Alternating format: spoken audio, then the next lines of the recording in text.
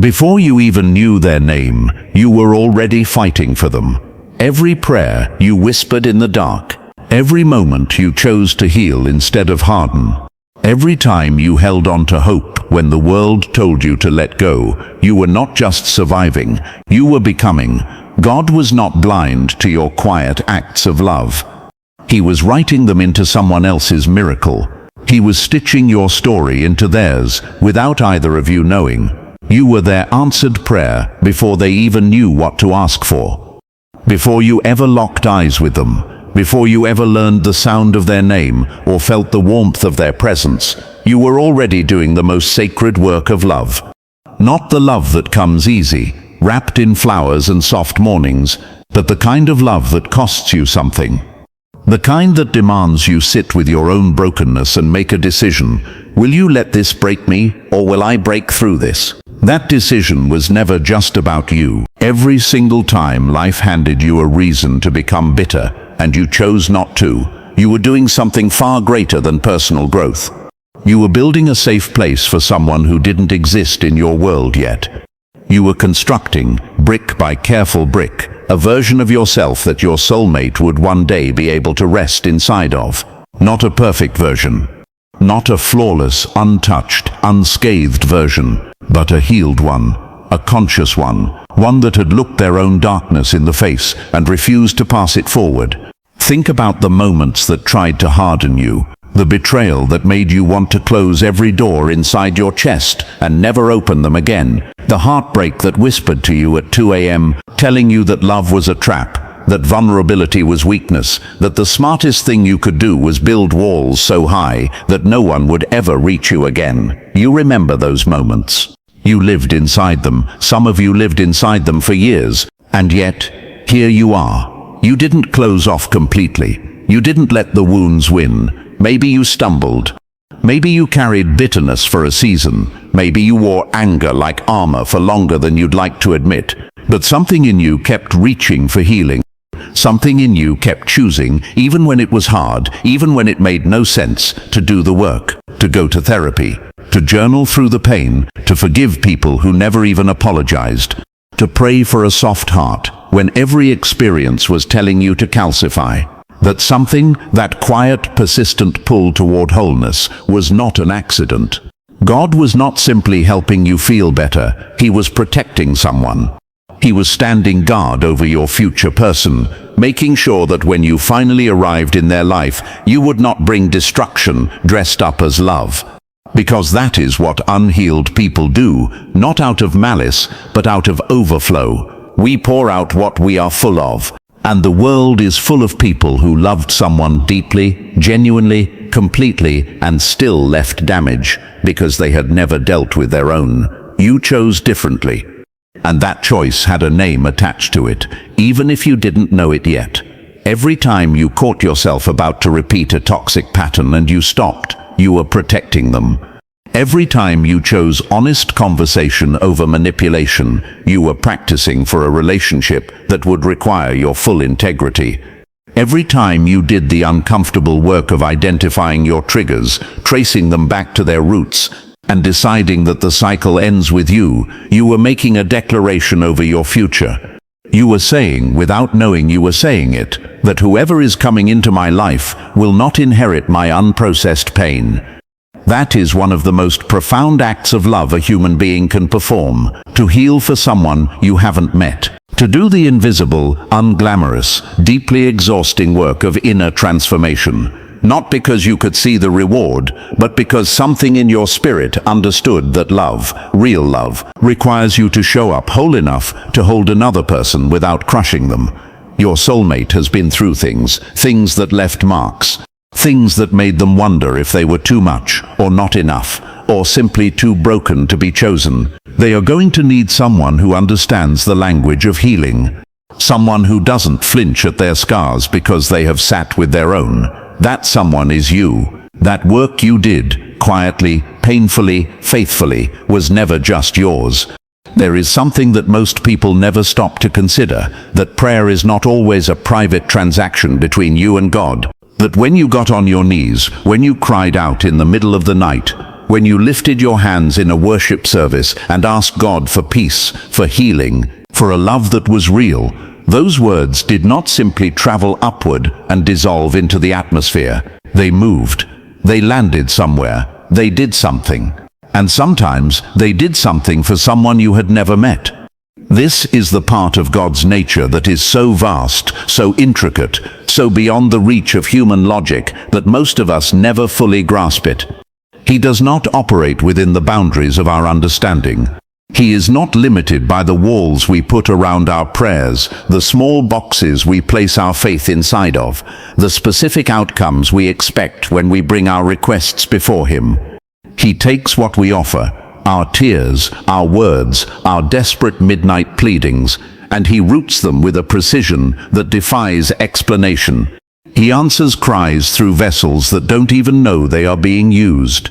You were that vessel. Think about the seasons in your life when you were interceding most deeply. The periods when prayer wasn't a ritual or a routine, but a lifeline. When you were praying not because it felt good, but because you had nothing else left to hold on to. When you were asking God to restore what had been broken, to bring clarity into confusion, to send comfort into places inside of you that had gone cold.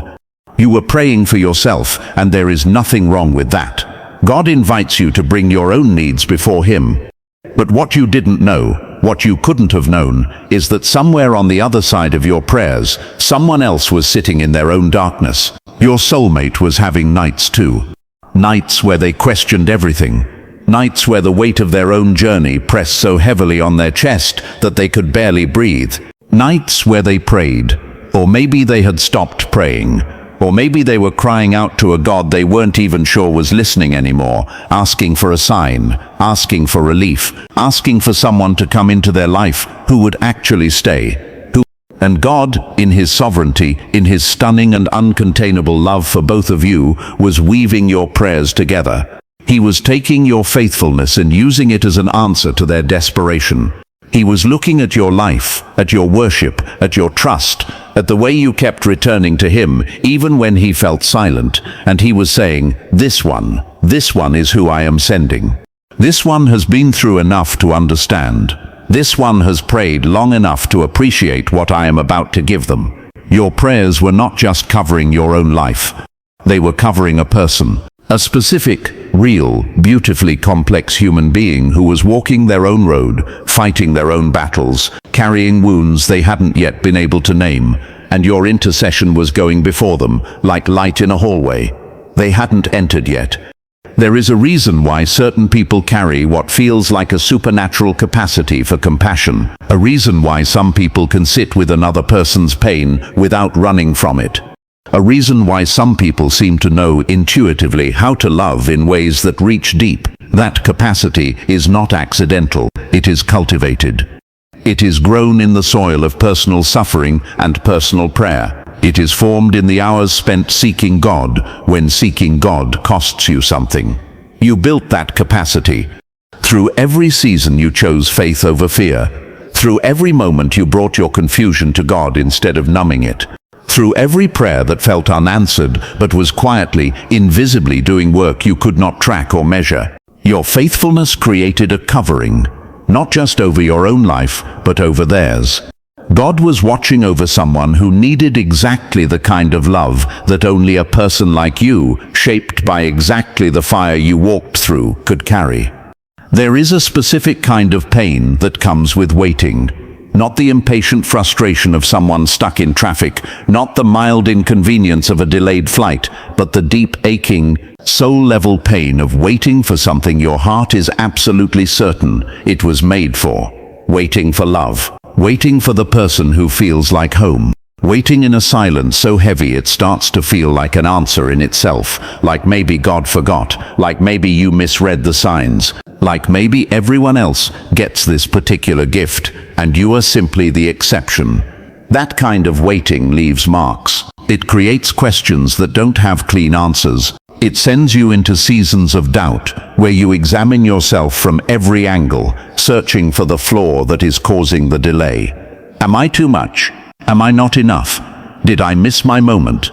Is there something fundamentally unlovable living inside of me that I simply cannot see but everyone else can? The waiting room of love is one of the loneliest places a human being can occupy, because from the outside, life continues moving. People around you fall into relationships, get engaged, get married, build families, and you are still standing in the same place, holding the same hope, asking the same question. But what if the waiting room was never empty? What if the silence you interpreted as abandonment was actually the sound of construction? What if every single day you spent in that season, every morning you woke up alone and chose to keep going, every evening you sat with the ache and didn't let it destroy your belief in love, something was being built, not just inside of you, though that is also true, but something was being built in the life of the person coming toward you. God does not waste seasons. He does not allow his children to sit in prolonged periods of waiting simply because he lost track of time, or because he ran out of good things to give, or because he is indifferent to the longing he himself placed inside of you. When God allows a waiting season, it is because something is not yet ready. And more often than we realize, what is not yet ready is not us. It is the circumstances, the timing, the journey that the other person still needs to complete before the two of you can meet in a place where something real can actually grow. Your soulmate was not ready for you yet. Not because they are less than, not because they were careless with time, but because God was taking them through something, a process of dismantling, a season where everything they thought they knew about love was being stripped away so they could receive something truer. A chapter where God was healing wounds they didn't even know were infected, correcting beliefs they didn't know were broken, building a strength in them that could only be forged through the specific fire they were walking through. God was preparing someone meticulously, intentionally, with the kind of care that only a father who loves both of you completely could exercise to be ready for the weight and the wonder of what he was about to bring into their life. And that person was being prepared for you specifically. Not a generic version of love, not a placeholder or a consolation prize, but for the particular way you love, the specific language your heart speaks, the unique combination of your wounds and your wisdom and your way of seeing the world. God was calibrating someone to fit the shape of everything you are. And that kind of preparation cannot be rushed. It cannot be manufactured on a timeline that makes sense to human logic. It requires exactly as much time as it requires, and not a single day less. Your waiting was not passive. Even when it felt like nothing was happening, your stillness was doing something. Every day you chose to remain open instead of closed, tender instead of hardened, hopeful instead of cynical. You were maintaining the very qualities that your soulmate is going to need you to have. The waiting preserved you. It kept alive in you the softness, the faith, the capacity for wonder that a person who has been through what they have been through is going to desperately need to encounter when they finally find their way to you. Your stillness was strategic. Your patience was purposeful. Your seasons of waiting were not gaps in your story. They were among the most active chapters God ever wrote for you, even though from where you were standing, it looked like nothing was moving at all. There is a moment coming, and if you have been through everything this speech has walked through, if you have done the healing and prayed through the darkness and waited with a hope that refused to die, there is a moment coming that is going to reframe every single chapter of your story. A moment where another human being walks into your life and something shifts. Not in a loud cinematic way necessarily, though sometimes it is exactly that, but in a way that is undeniable. A way that makes something deep inside of you exhale, as though you have been holding your breath for years without realizing it. And this person, their presence, their eyes, the way they speak, the way they listen, finally gives you permission to let it out. That moment is not coincidence. That moment is God delivering on a promise.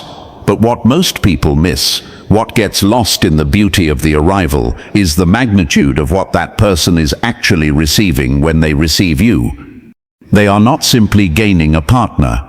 They are not simply finding someone attractive, someone compatible, someone who checks boxes on a list they made in a quiet moment of longing.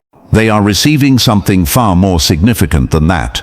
They are receiving the answer to prayers they prayed when they had almost stopped believing prayers worked. They are receiving proof, living, breathing, walking proof, that God saw them in their lowest moment and did not look away. You are going to be someone's evidence that God is real, not in a theological, abstract, doctrinal sense, though that may follow, but in the most personal, intimate, undeniable sense possible. In the sense that when this person looks at you, when they begin to understand the journey that brought you to them, when they start to see the ways in which you fit the exact shape of what they asked God for, they are going to feel something crack open inside of them. Something that had grown protective and guarded and quietly hopeless is going to break open, not violently, but the way dawn breaks, slowly, then all at once. And what floods in is not just love for you, but a restored faith in the God who orchestrated the whole thing. Because your arrival in their life is going to answer questions they stopped asking out loud. There were things they needed that they eventually learned not to speak about, because speaking about them felt naive, because they had been disappointed enough times that hope started to feel dangerous. They tucked certain desires so deep inside themselves that they almost forgot they were there. The desire to be truly known, to be chosen without conditions, to be loved by someone who had been through enough to understand what real love actually costs. They stopped asking for those things, but God did not stop working toward them. And you are the answer He was working toward. This means that everything you carried, every scar, every lesson, every broken season that forged something unbreakable in you is not just personal history, it is currency. It is the very thing that qualifies you to step into this person's life as more than a romantic partner. You are stepping in as a sign, as a testimony, as the moment where everything that felt random and painful and purposeless in their story suddenly arranges itself into something that makes sense. You are the plot twist that redeems the earlier chapters. You are the evidence that the suffering was not the whole story. And when they finally see that, when it begins to dawn on them that you were being shaped in a completely different part of the world, in a completely different set of circumstances, by a completely different set of fires, and yet you arrived carrying exactly what they needed, exactly when God determined the time was right, something in them is going to worship. Not you, but the God who loved them enough to send you. Because being someone's miracle is not about being perfect. It is not about arriving without wounds or without history or without the kind of complexity that real human beings carry. It is about arriving having done the work. Having stayed soft when life demanded you harden. Having held on to faith when logic said release it. Having become, through every hard and holy season, exactly the person that someone desperately needed God to send. That person, that man, that woman, who is still sitting alone at night, wondering if maybe no one is ever coming for them. They need to hear this. Share it, forward it. Because sometimes God's message travels through someone else's voice, through someone else's screen, like this, if it touched you. Comment just one word, chosen, if you believe your time is coming, and make sure you subscribe, because this was never just a speech.